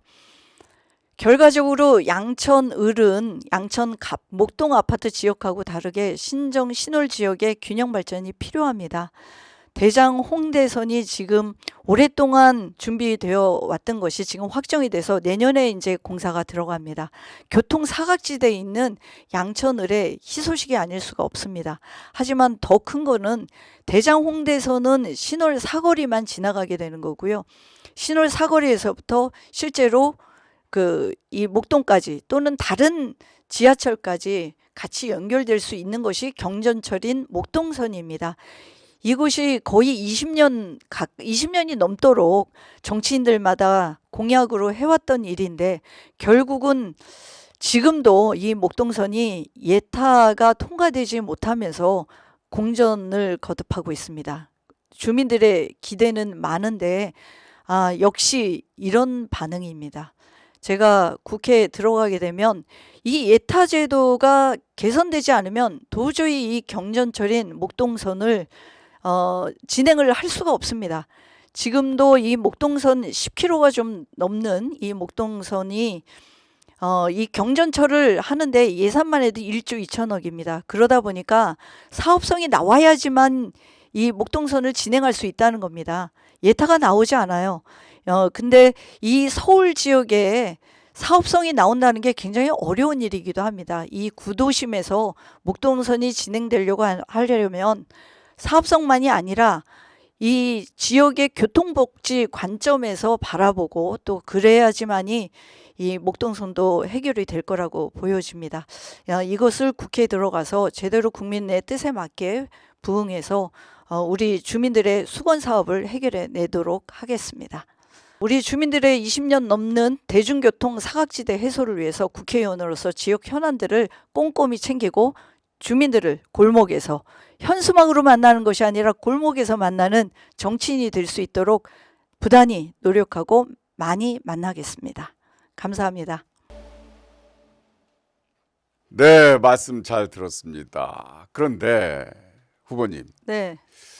구청장 2번 역임하시고 그다음에 이제 임기 마치시고 한 1년 반 가량의 여유가 있었잖아요. 네. 그동안 뭐 하셨습니까?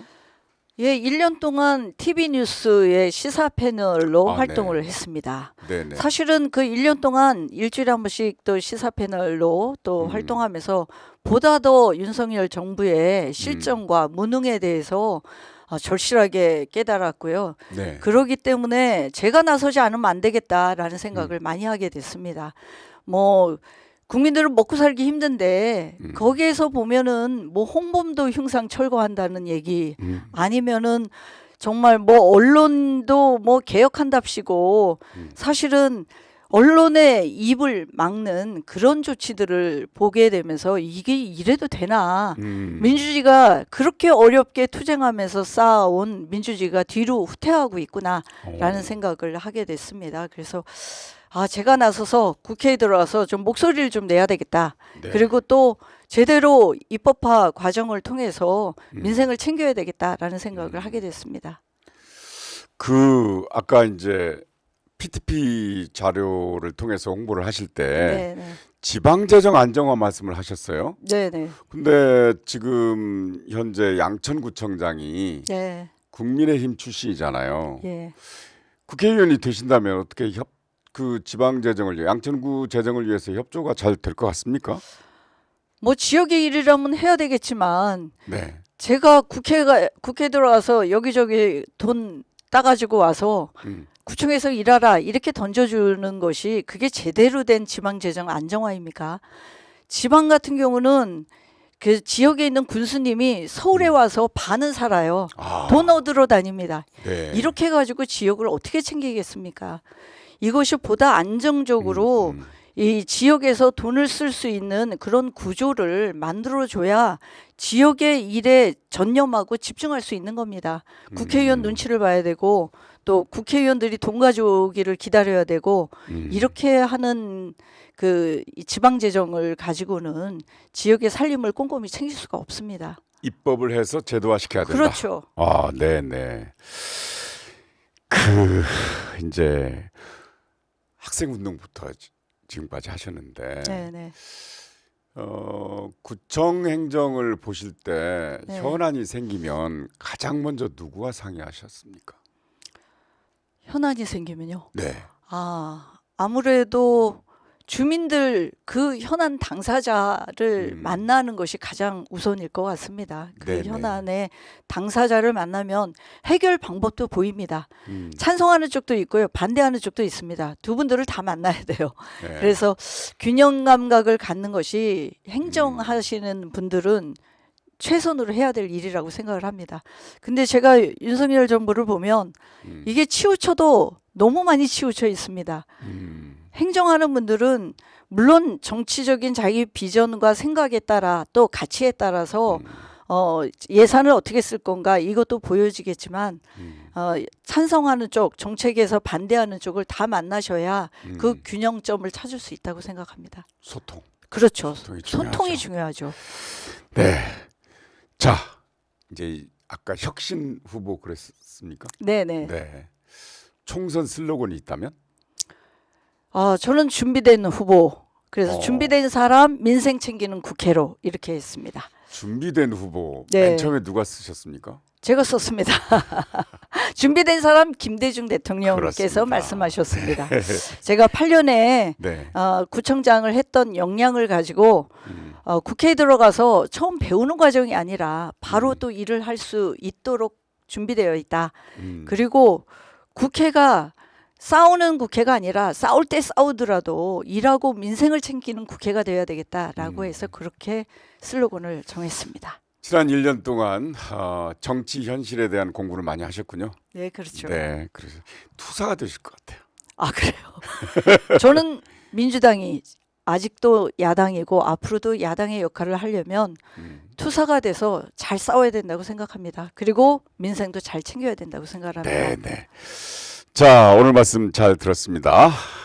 지금까지 서울 양천구 을 지역에 출마한 더불어민주당의 김수영 후보의 말씀을 들었습니다. 네, 감사합니다.